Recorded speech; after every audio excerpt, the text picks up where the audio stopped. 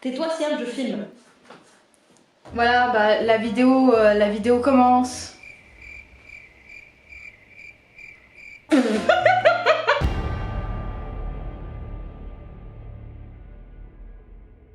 Bienvenue sur cette chaîne qui s'appelle donc Camille et Siam et qui ne s'appellera donc pas Siam derrière la cam, même si moi ça me plaisait parce que c'était un jeu de mots comme Siam elle est derrière la caméra, derrière le montage, du coup ça faisait Siam derrière la cam. On a effacé cette idée, donc ça s'appelle Camille et Siam. Je suis aujourd'hui votre présentatrice pour cette vidéo avec Siam qui est à mes côtés au téléphone pour me corriger si je dis des merdes, car on a travaillé sur cette vidéo très spéciale ensemble. Une vidéo qui nous tient beaucoup à cœur car on a toutes les deux adoré ce film. On va bien évidemment vous parler aujourd'hui de Dune, en particulier la version de Denis Villeneuve, qui est, à mon goût, à notre goût, la meilleure des versions qui existent pour l'instant sur le net, sur le webnet, sur le website, West Side Story. On tenait vraiment à partager et à expliquer, à décrire, à élaborer, à développer, ajouter. Bref, comment Denis Villeneuve, ce magicien du cinéma en plus qui est québécois, c'est Bernard de Calice, voilà, comment a-t-il réussi à enfin faire une version de Dune absolument magistrale. Donc juste pour vous résumer, moi j'ai regardé le David Lynch 1984 éclaté au sol, éclaté sa race, nul à yesh. Enfin il y avait des trucs intéressants, et d'ailleurs on va en parler pour ma vidéo, il y a des trucs très intéressants. David Lynch est toujours intéressant de toute manière en tant que réalisateur. Et Siam a lu le livre. On n'a pas regardé la série, alors je sais qu'il y a énormément déjà d'autres adaptations qui existent, dont la série télévisée qu'on n'a pas regardé. J'ai regardé des extraits mais on va pas trop en parler. On va se focaliser surtout sur les gros piliers, donc le livre de Frank Herbert, le David Lynch, et bien évidemment les Villeneuve. En comparaison avec les autres adaptations, cette version-ci, si elle attire autant de monde, on pense honnêtement que c'est en partie, vous devez bien le savoir, grâce à ce magnifique cast. En commençant avec Timothée Chalamet. Vous rajoutez en plus Zendaya. Dans le deuxième, vous venez rajouter fucking Austin Butler. Vous rajoutez Elvis lui-même, vous rajoutez Elvis in the flesh. En chauve, mais c'est Elvis quand même quoi. Et en plus, Florence Pugh. Mais dites-moi Siam, n'êtes-vous pas d'accord avec moi que ce cast est un cast absolument fantastique? Et, oui, Siam a dit que c'est un cast qui l'a fait bander. Voilà, en fait, plus on y réfléchit, plus il y a des gens qu'on connaît. Donc ça, de 1, ça doit être hyper attirant, c'est hyper, quand on y pense, c'est vraiment très intelligent de la part du casting director. Parce que du coup, tout le monde connaît les acteurs, tout le monde est attiré, tout le monde sait, ou en tout cas on entend parler grâce à ces acteurs, à toutes ces faces qui sont connues. Mais en plus, le plus important en vrai, c'est qu'on a enfin un cast qui est divers. En comparaison avec les versions de la série, les versions de David Lynch, vraiment pratiquement tout le monde est blanc. Denis Villeneuve, avec ce casting, il arrive vraiment à créer un monde tellement divers, tout le monde est différent, on voit réellement les différences qu'il y a dans chaque culture. C'est juste passionnant, t'as l'impression de découvrir des nouveaux mondes à chaque fois, ça reste pas plat. Vous voyez ce que je veux dire? Parce que dans le Lynch, même la princesse, même Shani, on dirait, enfin, elle est très belle aussi, mais on dirait la sœur de Paul, enfin genre il y a pas de différence, elle est censée vivre dans le désert, elle est blanche comme un huc, enfin excusez-moi. On a pu remarquer que dans la version française qu'on a vue, c'est la deuxième fois qu'on le regardait avec Siam, on l'a regardé en 4DX, il n'y avait que la version française, mais ça nous a fait rire, donc on s'est dit pourquoi pas. Et bizarrement, dans cette version, Stilgar, qui est donc joué par Javier Bardem, perd son accent, qui est juste stupide. Parce que ce qui était hyper intéressant dans la version donc, originale, la VO, enfin il amène un vrai accent, des variations, des différents accents. Parce qu'il n'y a pas seulement Javier Bardem, Shani par exemple, Zendaya elle n'a pas forcément d'accent, alors que Stilgar il a un accent et en plus ils en parlent et ils disent vraiment c'est un accent du sud. Donc en fait il met justement toutes ces, comment on appelle ça, genre des...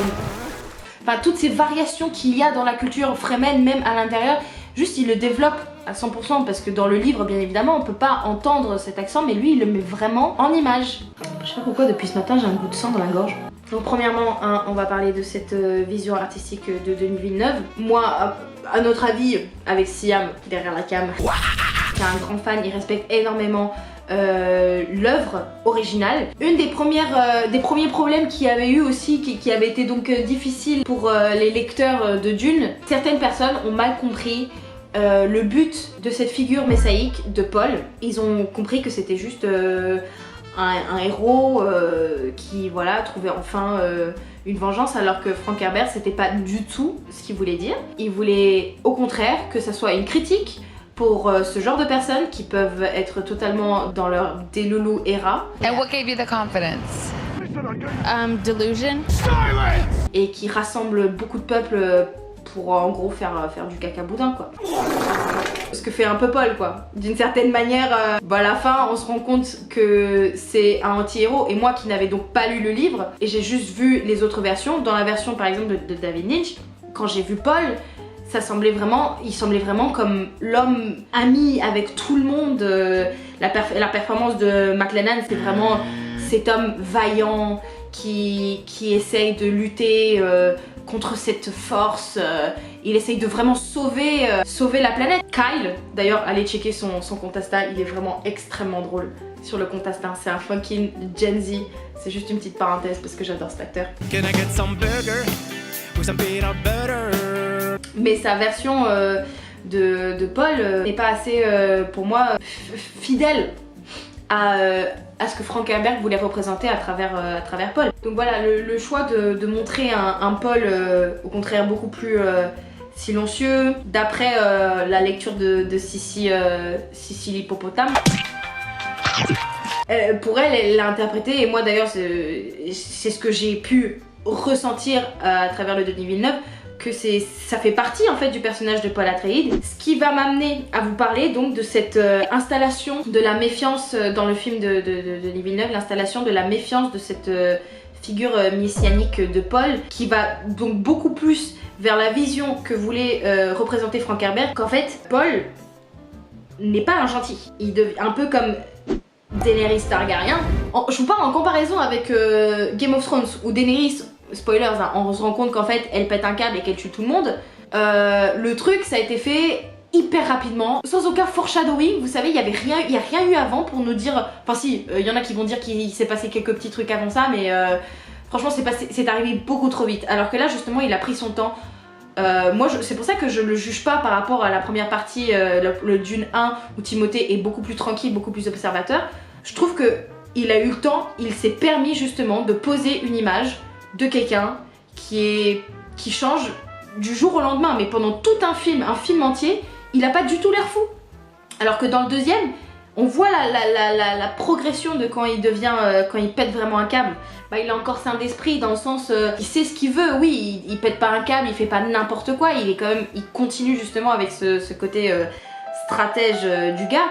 Mais moi je trouve que il y a un truc qui se déclenche où c'est plus vraiment Paul, il devient vraiment le Lisa dans le sens pétage de plomb que je voulais dire, c'est que c'est un personnage qui à l'origine ne voulait pas être ce messie, ce Lisa Nagaïd, qui prend cette potion, qui voit son futur et qui se dit bah je dois prendre cette responsabilité, donc ça le fait un peu vriller. Avec Paul en fait tout ce chemin est vraiment tracé comme si c'était écrit, c'est le messie, c'est voilà. Quand on regarde avec la relation qu'il a avec sa mère, qui en plus devient la révérende mother, elle aussi prend du pouvoir et propage cette idée comme son éducation de Bene Gesserit lui dit de faire, hein. Elle propage cette idée que c'est Paul le Messie. En gros, Paul n'est pas un Messie sans les Bene Gesserit. Cette prophétie que les Bene Gesserit, que le destin de Paul qui est écrit et tout ça, ça ne part pas forcément d'un bon sentiment. Cette confiance aveuglée que portent les Fremen, il faut de la figure messianique de Paul, que c'est pas bien quoi. C'est pour ça que Frank Herbert, il essaye vraiment à travers son deuxième livre de préciser son point de vue, de préciser que ce n'est pas quelque chose qu'il faut admirer, mais au contraire qu'il faut fuir. Je vais ensuite vous parler de la vision, l'intelligence artistique de Villeneuve, parce que comme on l'a bien compris, Villeneuve arrive vraiment à comprendre ce que Frank Herbert veut dire. En tout cas, il arrive assez bien à le représenter, mais c'est grâce à toutes les facettes qu'il utilise avec ce film. Tout d'abord avec son approche très réfléchie du blockbuster, parce que on va pas se cacher que Dune 2 quand même, et que les deux Dunes, même les Dunes d'avant, ça a toujours été des blockbusters qui en plus ont inspiré le livre a inspiré Star Wars, qui sont aussi des blockbusters, mais même le livre lui-même est un phénomène de la science-fiction, donc c'est vraiment fait pour être un grand public. Et ça, Villeneuve ne le fait pas comme les autres. Il se dit je vais prendre mon temps, mais justement il l'approche pas de manière oh wesh vas-y je vais trop gagner de l'argent avec ça. Rien que la scène du Sandworm Riding, une des plus grandes scènes dans la partie 2, c'est quand Paul arrive enfin à grimper et à chevaucher ce ver de terre. Même si dans le texte, dans le livre, elle paraissait beaucoup moins impressionnante, elle semble un peu évasive et pas aussi impactante que dans le film.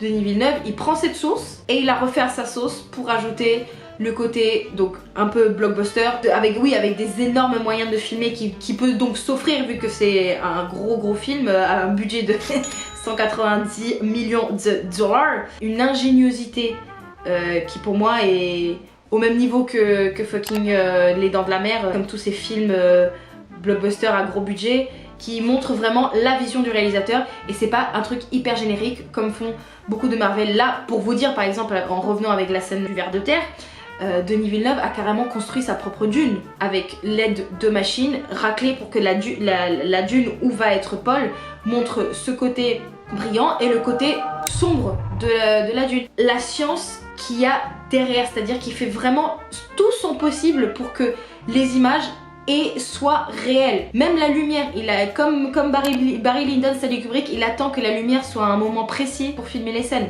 Et c'est après que les effets spéciaux, que le CGI va venir pour soutenir ces images qui sont déjà très réelles. Et il va pas se baser sur les CGI, il va pas attendre que ce soit les effets spéciaux qui viennent derrière pour créer tout le monde, comme on peut voir dans des films qui n'ont comme un peu certains des Marvel récents, qui malheureusement sont très fades. Et parce que justement il se repose beaucoup trop sur les effets spéciaux, alors que là on voit vraiment un un réalisateur qui a cette liberté, qui a cet argent qui lui est donné pour exécuter sa vision artistique. Mon sujet de maintenant, on va parler des personnages. Il donne la liberté aux acteurs de s'amuser avec ces personnages. On peut voir par exemple avec Feyd Rautha, même si dans le film il est chauve sans sourcils avec des dents noires, il est quand même magnifique. L'image opposée de Paul, il est vraiment représenté comme l'option mauvaise et dangereuse de Paul, alors qu'il est en fait son reflet. Leur destin, ils sont de toute manière, ils sont liés. D'après les Bene Gesserit, en plus, Paul ne devait pas être Paul, et ça devait être Paola. Non mais ça devait être une fille comme ça, parce que les Bene Gesserit voulaient que donc cette fille, la fille de Jessica, se marie avec Feyd, et c'est comme ça qu'ils allaient avoir le Kwisatz Haderach. Mais comme Jessica a eu un garçon, elle était convaincue que ça allait être lui. Et spoiler alert, c'était bien lui. Mais en plus ils ont tous les deux passé le test du Gomjambar. Ils savaient qu'ils allaient tous les deux être très très forts. Mais c'est en effet... Anyways, ce qui est très intéressant pour continuer avec la description de Feyd Rautha, c'est aussi donc les costumes. Paul qui commence vers la fin dans le deuxième à s'habiller un petit peu comme les Harkonnen, on peut le voir parce que comme si vous avez vu le film, les Harkonnen qui sont dans cette dégaine sombre sa race. Ça représente vraiment cette comparaison que Paul retransmet vers la fin alors qu'il porte des habits beaucoup plus sombres qui nous font donc non seulement allusion à ce reflet de Feyd-Rautha, on pense que c'est un être abominable alors qu'en fait Paul n'est pas si loin de lui ressembler, mais en plus ça nous fait bien évidemment repenser à ses origines, ses racines Harkonnen, son héritage Harkonnen, qui va d'une certaine manière en plus nous montrer que la maison Atréide n'est pas si différente des Harkonnen. En plus de ça, quand le Muad'Dib Usul arrive enfin à tuer Feyd, c'est pas représenté comme une victoire. Parce qu'en fait, ça déclenche cette guerre sainte. Il avait peur que ça arrive. Pourtant, en ayant fait ce choix, il sait très bien que les autres maisons ne vont jamais le voir comme leur empereur et qui va donc déclencher encore plus de morts. Il tue son reflet, l'autre possibilité du Lisan al-Gaïb qui aurait pu être Feyd-Rautha. Il tue cette image et puis en vrai, qu'est-ce qui le différencie vraiment de Feyd-Rautha? C'est juste qu'il a des cheveux et qu'il a des sourcils quoi. Mais si bon d'accord, Feyd-Rautha il était aussi oui il y a le côté bien évidemment très cruel et sadique des Harkonnen qui donnent à bouffer, qui tuent leurs propres servantes pour après les nourrir à d'autres servantes. Oui, à ce côté-là, Paul, en effet, il a pas fait ça. Pour l'instant, il ken Chani. Mais après, t'as fait, il ken aussi Léa Seydoux. Donc, pour continuer, pour changer de sujet, je vais vous parler maintenant d'une partie des plus importantes, d'un des personnages les plus importants, je veux dire, qui est donc Chani. Dans la version de Frank Herbert, malheureusement, même si elle reste importante dans l'histoire, elle s'efface un petit peu plus. Dans le film de David Lynch, c'est vrai que pareil, elle s'efface un petit peu plus, alors que ça reste quand même un des personnages principaux. Alors que dans Denis Villeneuve, he knows what he's doing. Lui, il rend vraiment ce personnage principal un personnage principal. Dans le livre, elle reste croyante, d'une certaine manière s'efface, parce qu'elle est dans l'ombre de ce Paul, et elle disparaît dans sa figure à lui. Alors que dans le film, elle prend vraiment une place centrale qui va en plus de ça participer à cette vision de la méfiance dont j'ai parlé avant, parce que même si elle reste très fidèle à ses Fremen, elle reste très fidèle à son peuple, on pourrait croire qu'elle pourrait les suivre un peu aveuglément, alors pourtant elle dit très peu de choses. Mais c'est quand même grâce à elle qu'on arrive à voir ce côté négatif de Paul. C'est d'une certaine manière grâce à elle qu'on comprend que Paul n'est pas un héros. Parce qu'en plus, il l'abandonne totalement à la fin du film, bien évidemment. Mais on voit qu'en fait, elle avait totalement raison de ne pas le suivre, avec sa méfiance qu'elle représente très bien. D'ailleurs, si on souligne aussi son jeu, parce qu'on a parlé de Timothée, on a parlé de Austin qui joue extrêmement bien leur rôle. Zendaya, Queen As de Maladax, elle joue super bien, rien qu'avec ses yeux. En plus, elle-même, elle l'explique que c'était un vrai challenge en tant qu'actrice. Si vous avez vu par exemple l'interview avec Hugo Décrypte, elle explique que c'était tellement difficile et pourtant tellement intéressant de jouer, surtout qu'avec les yeux, qu'il y a bien un moment où elle a dû lâcher une larme sans faire exprès et qu'ils ont dû l'effacer au CGI. Parce que rien que ça, que ça soit dans son personnage, elle incarne totalement l'idée de la Fremen qui ne gâche pas ses larmes pour n'importe qui, ne gâche pas son eau pour n'importe qui, et même si elle l'aime à 100%, enfin elle est juste déçue de lui, elle a peur de ça, elle se méfie, elle reste fidèle à sa propre croyance à elle, qu'elle va pas se laisser mener par quelqu'un d'autre qui ne fait même pas partie des Fremen, même si elle l'aime. Et elle va aller ride son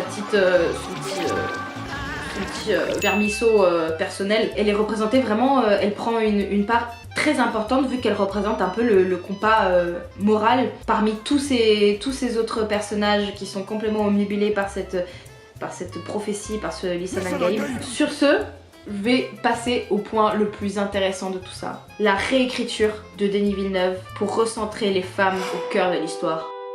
Comme on l'a vu avec Chani, donc, dans cette adaptation, Denis Villeneuve dit explicitement qu'il veut se baser surtout sur une adaptation qu'il appelle une adaptation Bene Gesserit. C'est-à-dire qu'il va surtout construire, comme les Bene Gesserit le font à travers Arrakis, elles racontent elles-mêmes leur histoire, elles sont le centre de l'histoire, c'est elles qui créent cette fucking prophétie du Lisan al-Gaïb. Denis Villeneuve va dire, il le voit, il le comprend, et elles vont devenir un pilier dans l'histoire. Les personnages féminins vont devenir vraiment un pilier dans l'histoire. Elles vont chacune avoir des modulations différentes, que ce soit à travers la révérende mère d'origine, pas seulement Jessica, mais aussi à travers Jessica, Shani, Irulan, à travers toutes les femmes et même certains des personnages masculins dans le livre sont dans le film de Denis Villeneuve maintenant des femmes. En particulier l'actrice Souheila Yacoub qui joue l'amie de Shani. On voit enfin en image une relation entre femmes positive, mais on voit aussi en comparaison la relation hyper compétitive entre Jessica qui est devenue la révérende mère et la révérende mère d'origine, celle qui la contrôle, etc. À la base, elle a vraiment carrément peur d'elle quand elle arrive dans le premier Dune, quand elle arrive chez Jessica, chez les Atreides.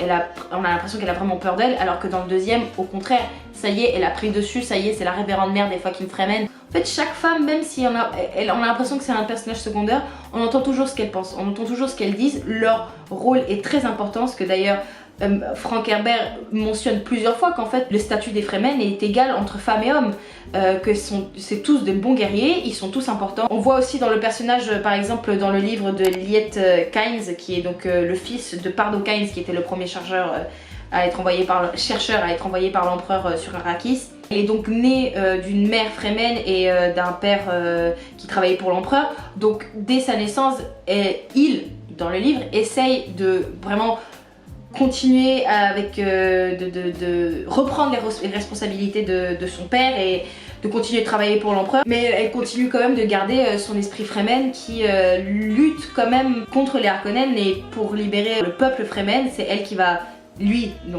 aider Paul et Jessica à s'échapper. Et dans le film justement, c'est une femme. Et d'ailleurs, Denis Villeneuve lui dit même à l'actrice qui est donc Sharon Duncan Brewster, ce que Denis m'avait dit, c'est qu'il manquait des personnages féminins dans son casting et il avait toujours été très féministe et voulait écrire le rôle pour une femme. Cet être humain parvient essentiellement à maintenir la paix entre de nombreuses personnes. Les femmes sont très douées pour ça, alors pourquoi Kynes ne peut-elle pas être une femme? Pourquoi Kynes ne devrait-elle pas être une femme? Et là, Kynes, c'est elle qui sauve les gens, elle se sacrifie pour les fucking Atreides. Elle représente la paix. Denis Villeneuve arrive enfin à montrer des images différentes, des figures féminines différentes, pas clichés, ou même si elles sont clichés, il les pousse à 100%.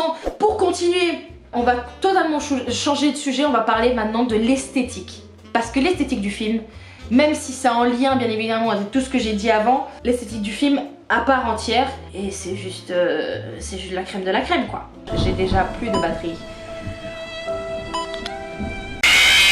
Il donne à chaque endroit des particularités qui sont propres à cet endroit. On le remarque bien, par exemple, avec la différence entre Caladan, où il y a ce côté sauvage, ils sont sur une île, l'eau, elle est tout le temps là, tout le temps présente. D'ailleurs, les plans la montrent très souvent Paul qui regarde au large de l'océan. Et avec la comparaison, le contraste total quand il va sur Arrakis, les plans où il regarde à l'horizon, c'est juste des dunes et du désert à perte de vue. Avant il le faisait avec l'océan, maintenant il le fait sur Arrakis avec le désert, avec le sable. Mais encore une fois, justement, il y a ce jeu de contraste qu'il utilise constamment. Et donc ce lien avec la nature entre Arrakis et Caladan, on le retrouve par exemple pas du tout sur Giedi Prime, la planète natale des Harkonnen, où justement il n'y a aucune trace de végétation, noir et blanc, il n'y a aucune couleur, impressionnant. Enfin c'est une des choses les plus surprenantes à voir, quand tout d'un coup une partie du film chez les méchants c'est noir et blanc, les feux d'artifice pareil, noir. C'est juste des taches qui flottent dans le ciel. Il construit une esthétique totalement différente. On a l'impression que c'est un autre film presque. C'est un segment totalement à part qui pour moi juste renforce l'image terrifiante des Harkonnen. Tu te dis mais ils viennent de ça en fait. Ils viennent d'un trou noir, d'un trou du cul. On va parler du montage et de la narration.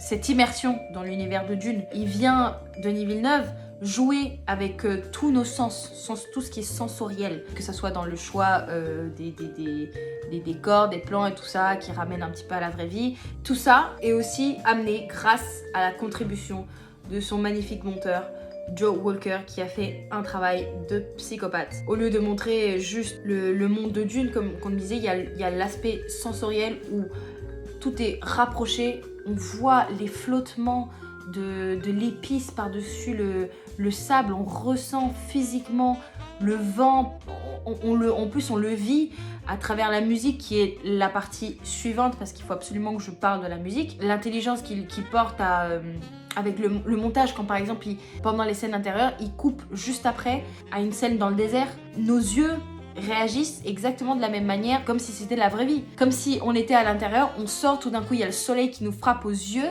on est aveuglé, on se met la main comme ça. Il y a énormément de personnes qui se sont plaints par rapport à ça, genre « Ah ouais mais on est trop aveuglés par les plans tout soudains du désert ». Mais je trouve ça énorme. Moi je trouve que justement ça participe à l'immersion du film. Tu le vis avec eux. Hans Zimmer, le dieu, il m'a totalement conquis avec ce soundtrack. Il devrait gagner tous les prix du monde. Lisez des livres d'action en écoutant la musique de Dune, surtout le deuxième. C'est littéralement un des outils les plus puissants de ce film pour la transmission d'émotions. Hans Zimmer dit dans une interview, par exemple, qu'il se rappelle de voir des films, pareil, blockbuster, sci-fi, quand il était plus jeune, où il se demandait pourquoi est-ce qu'il y avait toujours de la musique classique dans des films... du style 2001 l'Odyssée de l'espace, Star Trek, La planète des singes.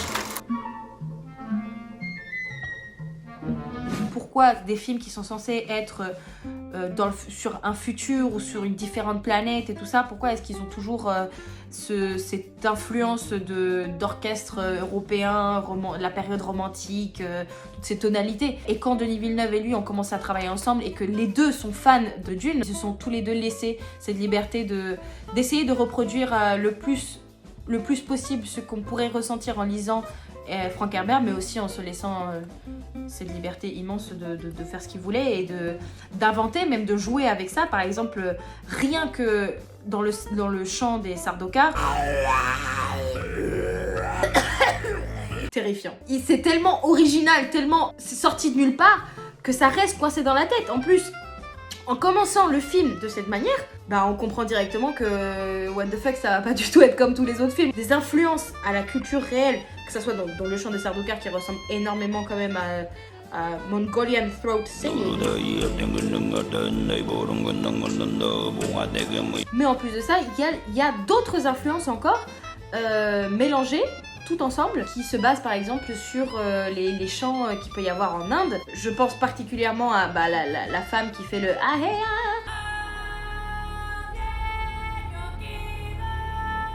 qui s'appelle Loire. Tu le prononçais... à vous les studios, vous le prononcez Gloire ou Lawyer Cutler. Loire Cotelet. Voilà, elle s'appelle... voilà, la dame, Madame Loire Cotelet, qui est donc la chanteuse, Hans Zimmer la décrit littéralement comme une banshee, qui est donc cette créature mythique qui annonce la mort, mauvais présage. Et il parlait donc pareil, comme avec Hans Zimmer, qui lui aussi, comme avec, je vais dire, Denis Villeneuve, tous les deux très féministes qui veulent recentrer un peu les femmes au cœur du sujet.